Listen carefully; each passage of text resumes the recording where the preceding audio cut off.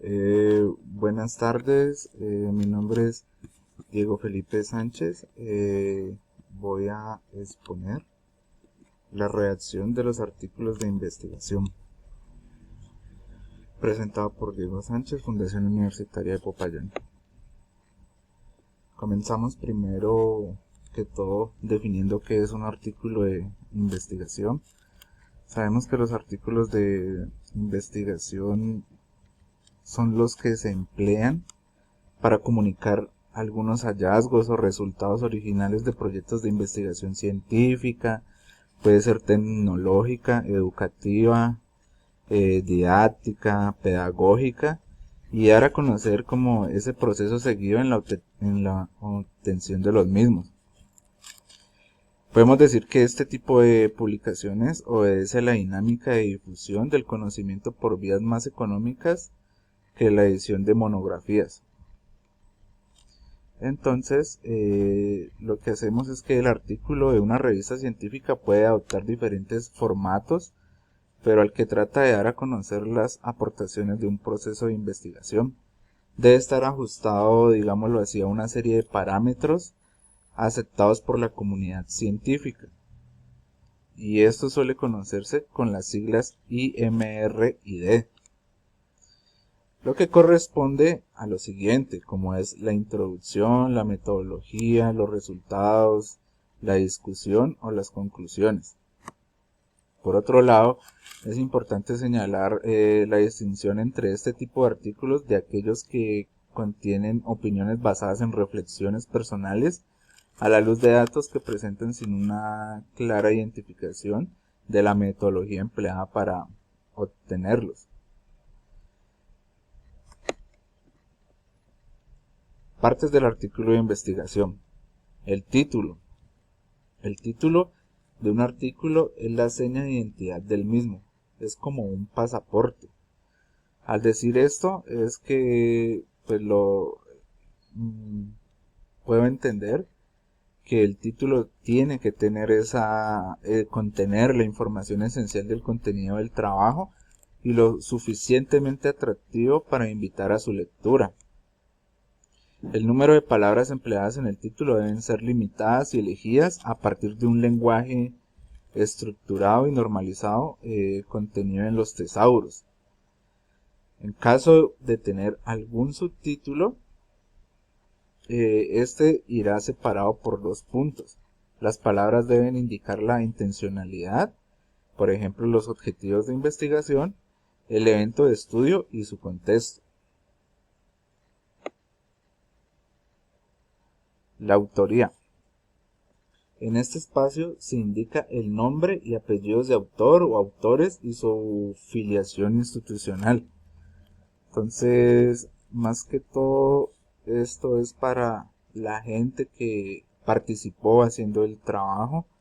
Al final del artículo se incluye un breve currículum en el que se recoge las líneas de investigación del autor o si son diferentes autores, así como los datos de contacto, dirección postal, dirección electrónica y teléfono. El resumen. El resumen o abstract de los artículos es una de las partes más importantes del trabajo a publicar. Esta es la única parte del artículo que será publicada por algunas bases de datos y es la que leen los investigadores de las revisiones bibliográficas. Entonces, como su mismo nombre lo dice, el resumen es algo muy importante, ya que los diferentes lectores lo que van a leer siempre es el resumen de tu publicación. Entonces este tiene que ser un contenido donde llame la atención del lector para que así lea tu publicación. Las revisiones bibliográficas para decir si es conveniente o no acceder al texto completo. Podemos decir que si en el resumen no queda clara la finalidad del artículo, es posible que no se genere el interés por esa lectura. Aquí en el resumen para la realización de él se deben tener como ciertas normas en su elaboración. El resumen de los trabajos de investigación Deben contener los objetivos, las características del contexto del estudio, la metodología empleada, así como algunos resultados revelantes.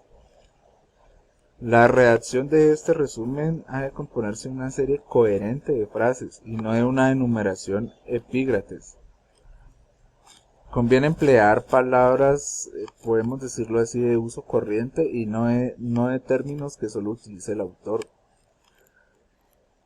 En el resumen, se supone que el lector tiene conocimientos generales del tema y que podrá comprender el resumen sin que sea necesario leer el texto íntegro del artículo. Entonces aquí es donde tenemos que enganchar al lector. En cuanto a las palabras claves son palabras del lenguaje natural, suficientemente significativas, extraídas del título o del contenido del documento. Entonces, con los actuales sistemas de recuperación de la información se hace necesario el empleo de descriptores normalizados recogidos en los tesauros, el uso, entonces, como para facilitar la tarea de clasificar la información y su localización. Por esta razón, en la elección de las palabras claves se debe tener en cuenta estos descriptores y ajustarse a ellos en la medida de lo posible.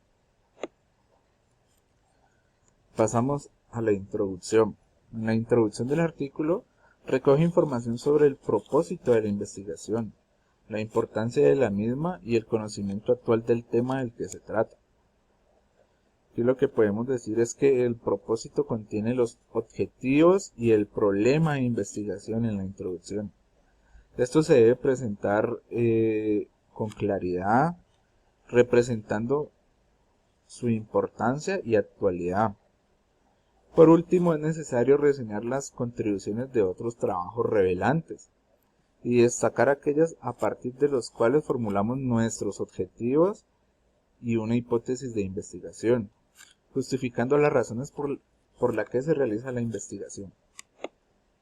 El método. El método es el apartado en el que se describen las características de la investigación. En este punto se dan las explicaciones necesarias para hacer comprensible el proceso seguido, por lo que se debe incluir los siguientes aspectos, que son las estrategias metodológicas, la población y muestra, los instrumentos de recogida de información y el procedimiento. Vamos a definir cada una de ellas. En las estrategias metodológicas, las estrategias metodológicas definen el tipo de metodología que se ha usado en el desarrollo de la investigación, o puede ser en el estudio de caso, el diseño, si es cuasi experimental, si es un estudio descriptivo, si es una etnografía, etc. Aquí debe explicarse la razón que lleva al autor a tomar esta opción de una metodología u otra, así como el diseño seguido para el caso concreto de que se trata. La población y muestra, pues en este apartado contiene las unidades de análisis a partir de las cuales se obtienen los datos que son objeto de investigación. Por ejemplo, personas, documentos, instituciones, etc. Si estos datos son representativos de una población más amplia, habrá que describir también las características generales de esta población.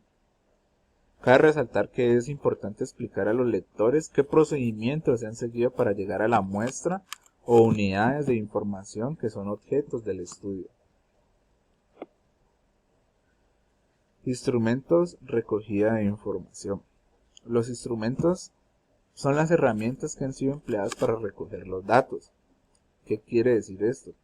Que deben describirse las razones por las que se utilizó un determinado instrumento, así como las garantías de rigor científico del mismo. Si el instrumento se ha conseguido, debe incluirse una breve explicación del proceso de construcción. En el procedimiento, dentro de este punto se presentan todos los pasos dados en el proceso de investigación. Aquí lo que hacemos es que se debe aportar una explicación breve de las etapas por las que ha pasado el trabajo, sobre todo en la recogida y en el análisis de datos, que es lo más importante. En cuanto a los resultados, pues sabemos que los resultados son la exposición de los datos obtenidos. Este apartado, considerado el eje fundamental del artículo, presenta los principales hallazgos que dan respuesta a los objetivos de investigación presentados en la introducción. Prácticamente aquí es lo que la estructuración interna de este apartado dependerá de la cantidad y tipos de datos recogidos. Aquí lo más aconsejable es que estos resultados se organicen atendiendo a un tipo de clasificación y un orden. Por otro lado, la síntesis de los mismos es recomendable presentarla por medio de gráficos y tablas, ya que pues el lector va a entender un poquito mejor con estos gráficos y tablas. Y también conviene indicar la credibilidad de los resultados por medio de los criterios de rigor científicos establecidos para el procedimiento metodológico, ya sea una recogida o análisis.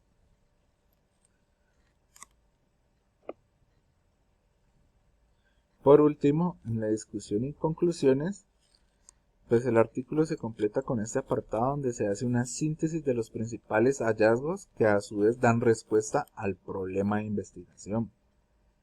Si procede, también se comparten estos hallazgos con resultados similares obtenidos por otros autores, o sea, prácticamente los comparamos.